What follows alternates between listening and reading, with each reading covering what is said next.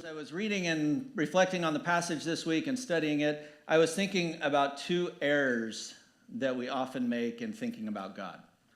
And so one of the errors, and I see this tendency in my own life to kind of slide one way or the other, and I see it a lot of times as I'm talking with people about their faith or their struggles in life. And the one error that I see that I think is really we're more susceptible to it than probably at any point in history. And that is the error of the me God. So our view of God is that God is there for me. And so our prayers tend to be selfish. Often we're really disappointed with God because he hasn't helped us achieve the goals that we set or the destinations where we want to end up. God hasn't done that for us. And the me God is just that sort of self-centered in the sense that, God, you're there for me. I've got this agenda and you're supposed to help me do this, and you're supposed to help me accomplish this agenda. And so I call that error the me God. Like, that's our view of God. But I also see a little bit less prevalent, although in some circles it's there, and I see it, is this idea that God is just the God of the movers and shakers, the kings and the kingdoms. Like, God is only concerned with this. And so I actually, as I'm talking with people, have somebody say something to this effect, well, but God doesn't really care about that. Like, he's got bigger things to worry about. And so they think that God is really just working through those movers and shakers in society, those big global issues, those national issues, those international issues, those national leaders, world leaders. That's who God is really concerned with. He's not really concerned about my little problems. And I think what we see in this passage today, it's a long narrative, but what's being communicated is, no, those two things, it's not an either or, but it's a both and. That God actually, in a sense, is a me God, but God is also a God of the movers and the shakers and the kings and the kingdoms. And it's holding those things in tension that puts us where we need to be in how we walk through this life and what we do. And so we're going to look at first how God really is kind of the God of the kings and the kingdoms, the movers and the shakers. And then we're going to see that there is a sense in which God is the me God. And then we'll close by talking about how, when we get those right, it impacts not just the way we live, but the world around us. So open your Bibles to 2 Kings chapter 6.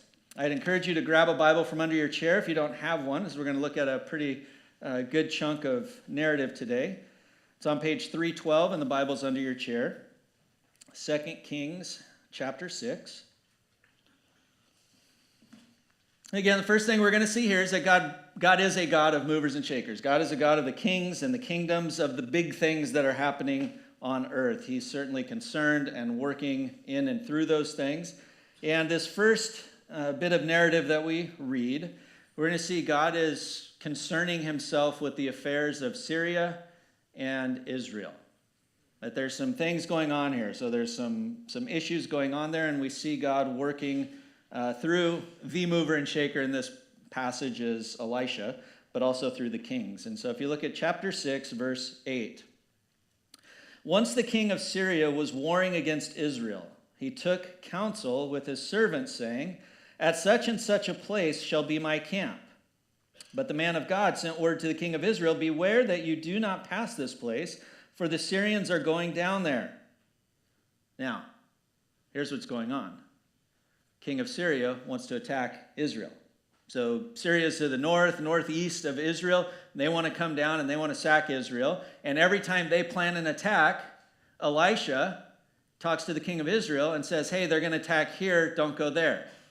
And this happens over and over again. And so the king of Syria is like, what is going on here? He wants to know who the mole is. Who in our kingdom is telling them every time we're going to have a plan? And his servants say, well, we don't have a mole, we got a prophet problem. And so you see this in verse 10. And the king of Israel sent to the place about which the man of God told him. Thus he used to warn him, so that he saved himself there more than once or twice. And the mind of the king of Syria was greatly troubled because of this thing. And he called his servants and said to them, will you not show me who of us is for the king of Israel? And one of the servants said, none, my lord, O king, but Elisha the prophet who is in Israel tells the king of Israel the words that you speak in your bedroom. And he said, go and see where he is, that I may send and seize him. It was told him, behold, he is in Dothan. So he sent their chariots and horses and a great army, and they came by night and surrounded the city. Big issues. 2 kings, a prophet, an army. King of Syria says, you go down there, you find that guy who's spilling our secrets, and you bring him back and you kill him. And so Elisha and his servant, they go out and they're sitting on a mountaintop outside of Dothan.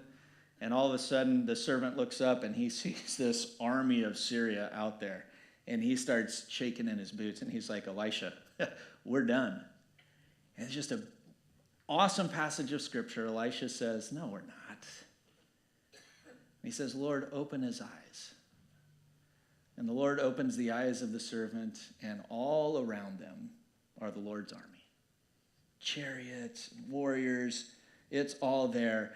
And so the servant says, those who are for us are greater than those who are against us. He sees what God has done. He sees this God of the kingdoms, whose kingdom is more powerful than the kingdom of Syria. And so those soldiers, then Elisha bears this play on the seeing and the sight going on in this narrative. And Elisha says, Lord, blind them. And so all of a sudden the army can't see. And Elisha goes up to the people and he goes, hey, I know who you're looking for. Let me show you where he is. I'll take you to him.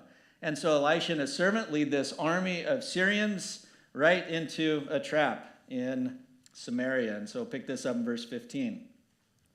When the servant of the man of God rose early in the morning and went out, behold, an army with horses and chariots was all around the city. And the servant said, alas, my master, what shall we do? And he said, do not be afraid, for those who are with us are more than those who are with them. And then Elisha prayed and said, O Lord, please open his eyes that he may see. So the Lord opened his eyes of the young man, and he saw, and behold, the mountain was full of horses and chariots of fire all around Elisha. And when the Syrians came down against him, Elisha prayed to the Lord and said, please strike this people with blindness.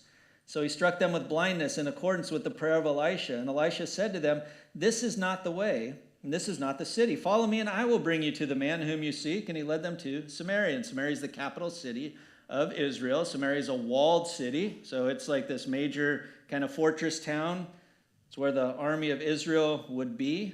Verse 20. As soon as they entered Samaria, Elisha said, O Lord, open the eyes of these men that they may see.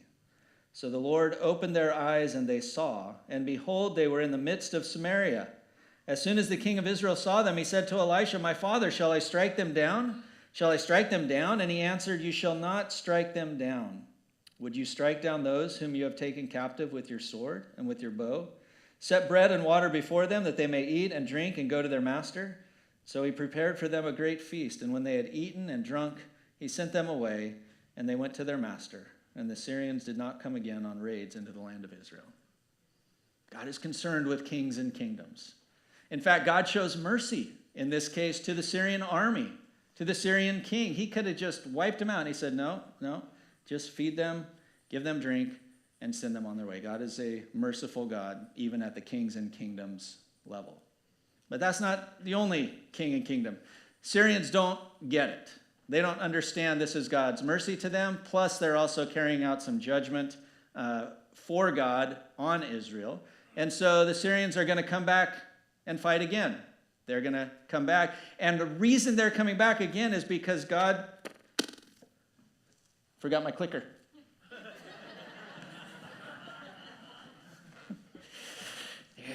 It's always easier to blame it on them, but that was my fault. Everything that's happening in this next passage was prophesied about or warned about in the book of Deuteronomy. So Deuteronomy, Moses gives them blessings and curses. If you do this, you'll be blessed. If you do this, you'll be cursed. And he gets very specific. This is what the curses are going to look like. And so this is what Moses writes to them. The man who is the most tender and refined among you will begrudge food to his brother, to the wife he embraces, and to the last of the children whom he has left, so that he will not give to any of them any of the flesh of his children whom he is eating. That's right, you heard that. Eating his children, because he has nothing else left in the siege and in the distress with which your enemy shall distress you in all your towns. The most tender and refined woman among you, who would not venture to set the sole of her foot on the ground because she is so delicate and tender, will begrudge to the husband she embraces, to her son and to her daughter, her afterbirth that comes out from between her feet, and her children whom she bears, because lacking everything, she will eat them secretly, in the siege and in the distress with which your enemy shall distress you in your towns. Israel, the kingdom of Israel, this is what's going to happen if you continue to rebel against me, if you continue to not follow my instructions. And so what we have in this next narrative is the results of them not walking with the Lord. And so the king of Syria comes back down to Samaria. Now again, Samaria is a walled city. And so the way that you fought a walled city in the ancient world is you laid siege to it. You surrounded the city so there was no way in or way out. How many of you have seen walled cities in movies, portrayed, that kind of thing? Okay. Do you see inside the city walls crops? No, all the crops are being grown outside the city walls. And so what would happen is the army would cut off the food supply, often cut off the water supply unless there was an underground tunnel or an underground water well within the city walls. And they would surround it and they just wait it out. Sometimes if there was that water supply coming into the city and they had a really long supply of food like grain and barley, they would build a ramp up to the top of the, like literally like, 2-lane highway up to the top of the thing. And it would take them months and months and months, even years. But that was siege warfare. You could do that. And not only did you cut them off, but now all of those crops became your crops. So the army is not just laying siege on them, they're also getting all the spoils of all the land around the city. And so this is the picture. Syria has surrounded Samaria, the capital of Israel.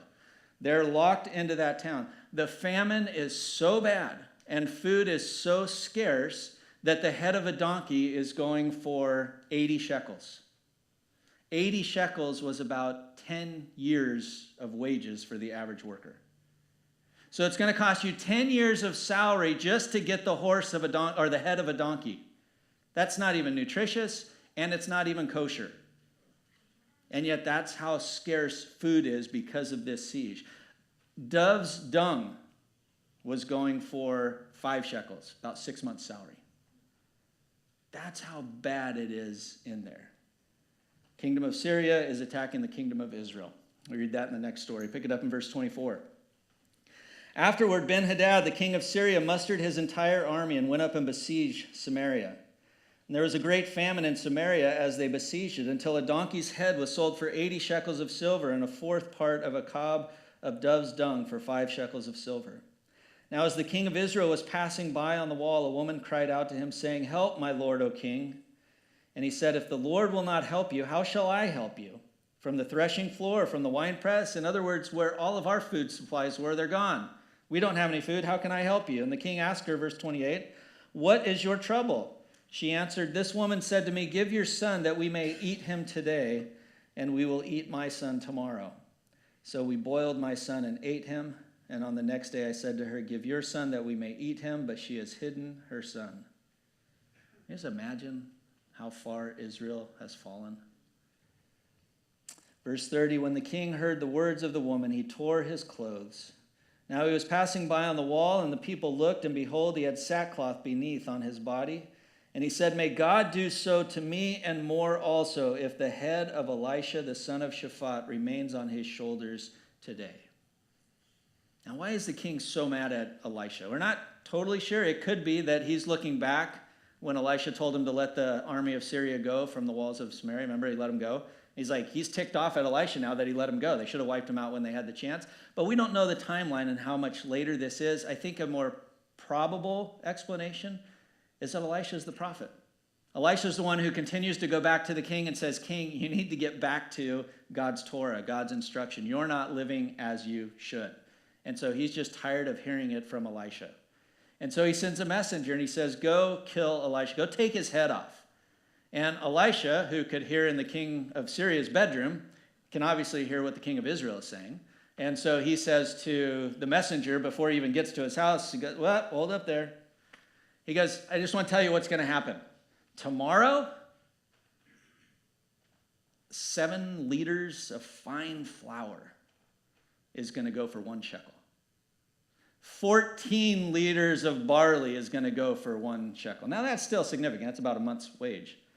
But from 80 shekels for a donkey's head to 1 shekel for 7 liters and 14 liters of barley, 7 liters of flour. And the messenger says, "Elisha, what have you been smoking? If God opened the windows of heaven, there's no way that that could happen." Elisha says, "All right, it's going to happen, but now because you doubted it, you're not going to get to eat any of it." And so what happens? Well, at dusk that night, there's 4 lepers. And the 4 lepers are, they're kind of caught between a rock and a hard place. They're lepers, so nobody likes lepers. Nobody wants to get close to lepers. And they know if they go in the city, they're going to starve to death because there's no food there. And they know if they go this way, the Syrian army is going to be waiting for them, and they're probably going to kill them because they don't want leprosy in their camp. And so the lepers are like, well, do we want to die this way or do we want to die this way? And they say, well, let's die this way. Let's take our chances over here. And so they go out at dusk to the tents of the Syrians, and lo and behold, there's not one Syrian soldier. Like, they have left. They're gone, but what they left behind was all of their food, all of their spoils, all of their plunder, their tents, their animals. Everything was left behind. And so the lepers just start gorging. It's like, man, can you believe this? This is awesome. And then one of them says, we should go tell somebody. We can't do this. This isn't a good thing. We need to go tell everybody. And so they go to the city and they shout from the city wall and they're like, hey, there's no more Syrian soldiers and there's all kinds of food. One of the king's men says, well, let's check this. Let's not take a leper's word for it. And so they send 5 people out and they go check. And sure enough, the Syrians are gone. The same dusk that the lepers went out was the same dusk that the Syrian soldiers left. And so the next morning, Samaria had all of the spoils of the Syrian soldiers, all of the crops that they had been collecting, all of the gold and silver that they had, all of their animals, their horses, their donkeys, everything they had it. And so the price of a liter or 7 liters of flour was a shekel, and the price of 14 liters of barley was a shekel, just as the word of the Lord had said through Elisha. And everybody inside the town was so excited that it was a mob running outside the city. And guess who got ran over and never got to eat the food? The servant who said, no way can that happen. God is concerned with kings and kingdoms. He was concerned about this capital city of Samaria, the king of Israel, and all of those people. God is a God who works in kings and kingdoms. He works through movers and shakers like Elisha. But that's not the last story. The last story we see is in chapter 8. So skip ahead. In chapter 8, we pick it up in verse 7. Now all of that judgment that was prophesied on Israel, their coming destruction, God was merciful to them even here in Samaria, and they didn't listen to him. God was merciful to them just over and over again, and God's mercy, while great, has an end. God's patience does run. And so this is what's going to happen. Chapter 8, verse 7. Now Elisha came to Damascus. Ben-Hadad, the king of Assyria, was sick. And when it was told him, the man of God come here, the king said to Hazael, take a present with you and go to meet the man of God and inquire of the Lord through him, saying, shall I recover from this sickness? So Hazael went to meet him and took a present with him, all kinds of goods of Damascus, 40 camels' loads. And when he came and stood before him, he said, your son Ben-Hadad, king of Syria, has sent me to you, saying, shall I recover from this sickness? And Elisha said to him, go, say to him, you shall certainly recover. But the Lord has shown me that he shall certainly die. And he fixed his gaze and stared at him. That was Elisha staring at Hazael, until he was embarrassed, and the man of God wept. And Hazael said, why does my Lord weep? He answered, because I know the evil that you will do to the people of Israel. All the way back to Elijah, God had said through Elijah that Hazael would carry out judgment on Israel for their sins. And he answered, because I know the evil that you will do to the people of Israel. You will set on fire their fortresses, and you will kill their young men with the sword, and dash in pieces their little ones, and rip open their pregnant women. And Hazael said, what is your servant who is but a dog that he should do this great thing? And Elisha answered, the Lord has shown me that you are to be king over Syria. Then he departed from Elisha and came to his master, who said to him, what did Elisha say to you? And he answered, he told me that you would certainly recover. But the next day he took the bedcloth and dipped it in water and spread it over his face till he died, and Hazael became king in his place. He pulled the old gladiator trick. He took it and he stuffed it on the emperor's face and suffocated him. But God prophesied it through Elisha. This king was going down, another king was going to his place, and now this king is going to take eventually the Assyrian army that's just going to come and tackle and conquer all of Israel. Over and over again in 1st and 2nd Kings, we see that God is concerned with kings. God is concerned with kingdoms. God is working through movers and shakers like Elisha and Elijah. And sometimes we stay at that level. We think, God, you're working at these huge issues. You're working between nations. You're working between world leaders. Of course you're concerned about those things, Lord. My prayers aren't that important. The things going on in my life aren't quite as consequential as the effects of what goes on in that world. And it's right in the middle of these narratives about these kings and kingdoms that we read two of my favorite stories because they're so personal. And they show you like there's really no reason why God should do this. But he does it because in a sense he is a me God. He's a God that cares individually for his people, even the ones who aren't the kings and the movers and the shakers. God works and he's concerned about us individually. And we see this at the beginning of chapter 6. Turn back to chapter 6. In all honesty, this is one of my favorite paragraphs in the Bible. I remember the first time I read it and I was like, huh. Like I heard this story as a kid and I read it like, is that really in there? It's a great story. Now the sons of the prophets said to Elisha, see, the place where we dwell under your charge is too small for us. Let us go to the Jordan, and each of us get there a log, and let us make a place for us to dwell there. And he answered, go. So, they're not moving because war is coming. They're not moving because they're being persecuted. They're not under the threat of death. They simply want a bigger place. And so Elisha, representative of the Lord, says, yeah, go. Go to the Jordan River, build that place up. In verse 4, so he went with them. And when they came, verse 3, then one of them said, be pleased to go with your servants, asking Elisha, why don't you come with us? And Elisha answered, I will go.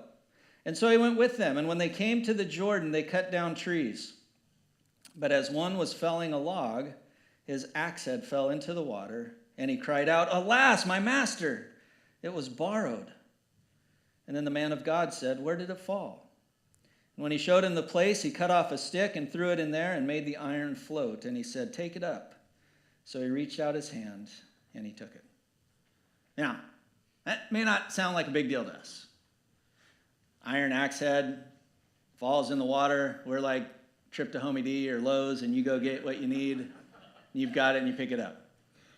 But this is the ancient world. Like we're just getting into like the Iron Age. And so an axe made of iron was incredibly valuable. And here's this one guy who borrowed the axe. We don't know who he borrowed it from. Doesn't tell us. But he borrowed this, and he's just building himself a house. And the axe head falls into the water, and he's like, oh, it's borrowed. What's going to happen? The only two people affected by this in the whole world are the guy who dropped it and the guy he borrowed it from. And yet, what does God do? In the midst of raging kings and kingdoms between Syria and Israel, God reaches down through Elisha and gives him his axe head back. That's the personal care and concern of our God. He's not just concerned with the movers and the shakers.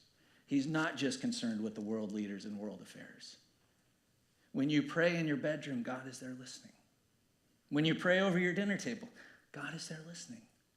God is a personal God.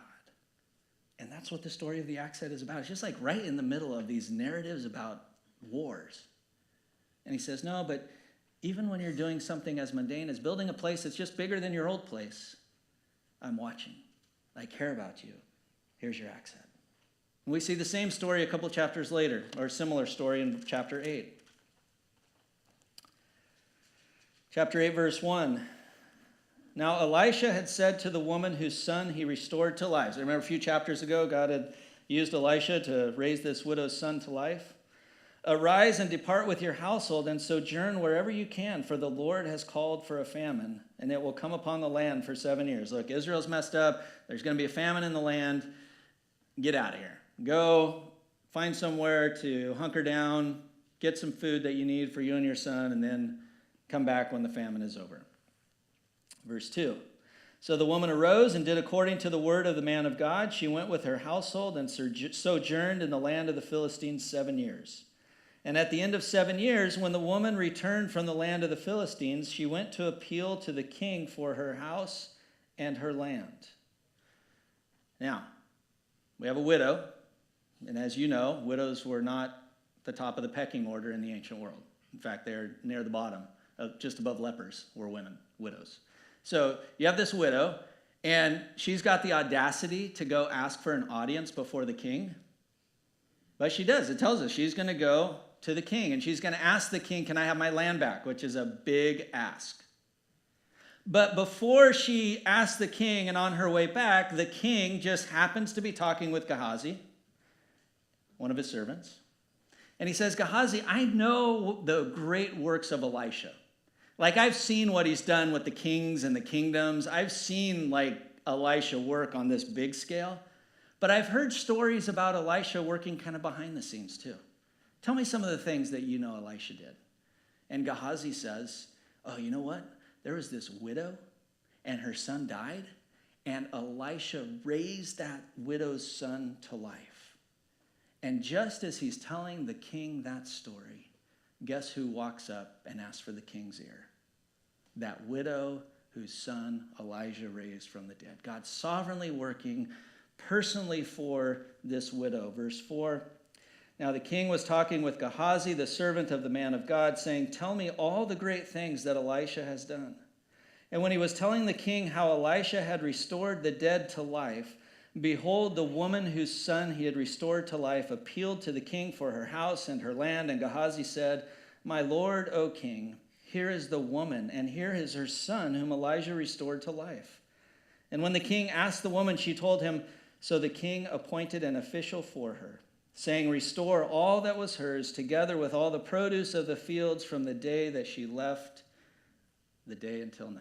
All that she had lost, God gave her. All of the whatever fruit or vegetables or barley or grain that the land produced, give her that as well. God was concerned personally about this widow. In the midst of kings and kingdoms and movers and shakers, God worries about a guy who loses an axe head and a widow who lost her land. Because God is a personal God. God does care about each of us individually, and God relates with each of us individually. So it's not an either or, it's a both and. God is both working through the movers and shakers and sovereignly working through world events, but God is also interested in sovereignly working in our individual and personal lives. Our concerns matter to our Heavenly Father. And so if that's the case, if God is both a big God who governs the affairs of the world and the movers and shakers in the world and the world leaders, but God is also concerned with us personally, how should we then live? How does this view of God's work in the world today, how does that affect us? And I think the way it affects us is simply this: what we do matters. We, as individuals who God is working through, actually make a global difference.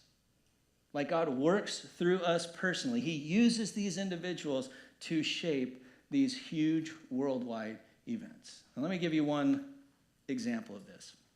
In the 1980s, if you're about my age, growing up in junior high and high school in the 80s, what country on earth represented the worst? Like famine, hunger, what was the country? Ethiopia. Ethiopia was just, it was rough. And the reason why Ethiopia became the sort of the poster child for this was because of this picture. I don't know if you remember this picture, but this got in all the news, the papers, and this became the picture that was used. Remember the Live Aid concerts? That a lot of the music industry got together, and this became the picture of Ethiopia and what was happening in Ethiopia, the famine, just everything that was going on there. Well, the journalist who took this picture was a guy named Brian Stewart. Brian Stewart won the Gemini Award. He's like, world famous. He's Canadian, but he's world famous for all these journalistic stuff that he did. In fact, one of his editors or producers or whatever, this is what he said. He said, having Brian Stewart on a story meant that no one could ever beat us. It would always be brilliant journalism, and it would always be head and shoulders over any reportage by any other journalist in the world covering that story. No one ever beat us, is what he says. Like Brian Stewart was the first guy there. Brian Stewart was giving a speech, the commencement speech at the University of Toronto, after he'd won all these awards. This was a few years ago. Wins all these awards, he's world famous, gets invited to give this commencement speech. And in the middle of his commencement speech, he was talking about one of his cameramen. And as opposed to the producer who said, no one ever beats us there, listen to what the cameraman said. Do you think you could ever get us to a story somewhere, anywhere, where those Christians aren't there first? It's like the perspective of the cameraman who was on the ground with him was every disaster, and he covered all of the major disasters from the late 70s into the 90s into the early 2000s. I mean, every worldwide disaster and issue you can think of, Brian Stewart was one of those who got there. And he just tells story after story in this commencement address. It's a really interesting thing. But this is what I thought this is gold. Like, this is such a good word for us as we think about a big God and a personal God. He said, oh, by the way, that's her now, all grown up. So I didn't tell her story, did I? She was in her burial cloth. Her dad had dug her grave. And her dad brought her to, there were some Christian missionaries there. And the Christian missionaries tried to, nobody thought she was going to live, but they gave her what little medicine they had, and she eventually recovered. And now she goes around and, has a speaking ministry around the world. But obviously, it was those Christian missionaries, and what they did, and the power of prayer was kind of miraculous because there was no way the medicines that they gave her should have made the difference that they did. And so it's this kind of stuff that Brian Stewart saw, and this is what he said. He said, I'm often asked if I lost belief in a God covering events like Ethiopia, then called the worst hell on earth. He said, actually, like others before me, it was precisely in such hells that I rediscovered religion. I saw so many countless acts of human love and charity, total respect for the most forsaken, for all life. I was confronted by the miracle of our humanity, and I felt again the good infection of Christian volunteers, and heard again those words tolling, even here, even here. Nobody went to Ethiopia thinking they were going to change the world. They went to Ethiopia because a personal God had called them to go serve. And they went and served. And they had no idea of the global effects of that local ministry. But that's the way a God who is personal and a God who is global works. As we live our lives, we have the privilege of this personal relationship with the Heavenly Father. It's a personal relationship with the God who created the cosmos and runs the cosmos. And in some way, he's bringing those together to accomplish what he's going to accomplish. So that one day all the kings and the kingdoms are gone. And one kingdom will be here. And all will be right and all will be well in that kingdom. That's the privilege we have